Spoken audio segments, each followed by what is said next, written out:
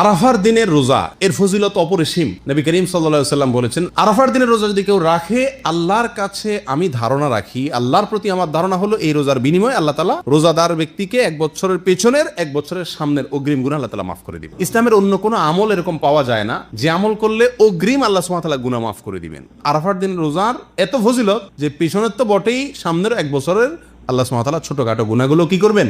মাফ করে দিবেন। অতএব আরাফার দিনের রোজা আমাদের সকলের রাখা উচিত। কিন্তু এই রোজা রাখতে গিয়ে একটা বিভ্রান্তির মুখোমুখি আমরা হই, একটা প্রশ্নের মুখোমুখি আমরা হই। সেটা হলো যে আমরা আরাফাতের দিনের রোজাটা বাংলাদেশে মানুষেরা কোন দিনে রাখবো? আমরা কি 9 তারিখে রাখবো নাকি 8 তারিখে রাখবো? কারণ হাজী সাহেবরা আরাফাতে যেদিন অবস্থান করেন সেদিন আমাদের দেশে 8 তারিখ হয়। চাঁদের কি থাকে? 8 তারিখ থাকে। তো আমরা কি হাজী সাহেবরা আরাফাতের মধ্যে অবস্থান করছেন সেদিকে তাকায় 8 তারিখেই রাখবো, নাকি হাজী সাহেবরা সৌদি আরবে যেহেতু 9 তারিখে আরাফাতের ময়দানে অবস্থান করছেন, অতএব ওই 9-এর দিকে তাকে আমরা 9 তারিখে রাখবো? এটা নিয়ে একটা ধোঁয়াশা, একটা প্রশ্ন আমাদের ভেতরে কমবেশ আছে।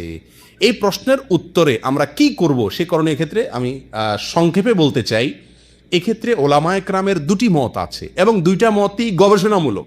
এর কোনোটাই কোনো হাদিস থেকে স্পষ্টভাবে সমর্থিত না, বরং উভয় মতই যার যার বুঝ এবং গবেষণা লব্ধ। কোনোটিকেই সঠিক বা ভুল এটা বলা বুদ্ধিমানের কাজ হবে না।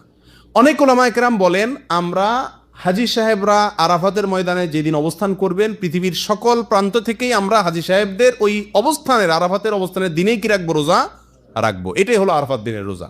যদি সেদিন কোনো দেশে ঈদ না হয় তাহলে আমরা রাখবো, সেটা আমার দেশে 8 তারিখ হোক 7 তারিখ হোক, দেখার দরকার নেই। এটা হলো অনেক ওলামায়ে কেরামের মত। অনেক ওলামায়ে কেরাম বলেন না, আমরা 9 তারিখে রোজা রাখবো আমাদের দেশে, সেটা হাজী সাহেবদের আরাফাতে অবস্থানের পরের দিন হয়, অর্থাৎ এদেশে সৌদি আরবে ঈদের দিন হয়, ওই দিন আমাদের দেশে 9 তারিখ, আমরা 9 তারিখে রাখবো। কেন? কারণ নবী করিম সাল্লাল্লাহু আলাইহি ওয়াসাল্লাম যে আরাফাতের দিনে রোজা রাখতে বলেছেন, আসলে 9 তারিখকে, জিলহজের 9 তারিখকে আরাফাতের দিন বলা হয়।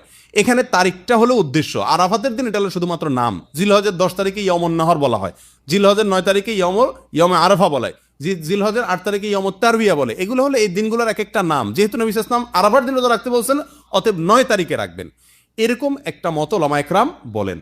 এখন আমরা কোন দিকে যাব? 8 তারিখে রাখবো নাকি 9 তারিখে রাখবো?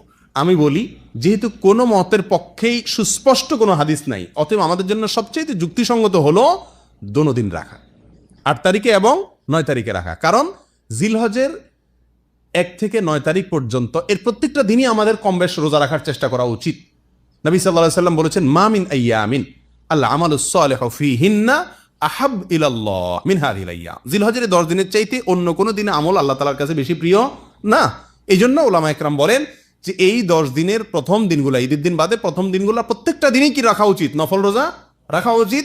তবে বিশেষভাবে হাদিসে নির্দেশ হলো কিসে? আরাফাতের দিন রাখার জন্য। অতএব আমরা যদি 8-9, আমাদের দেশের লোকেরা 8-9 উভয় দিন আমরা রোজা রাখি জিলহজের, তাহলে সেক্ষেত্রে সন্দেহাতীতভাবে আরাফাতের দিনের রোজা রাখা আমার হয়ে যাবে। অতএব এই 8-9 উভয় দিন রাখাই আমাদের জন্য সবচেয়ে উত্তম এবং বেস্ট। আল্লাহ তাআলা আমাদেরকে আমলের তৌফিক দান করুন।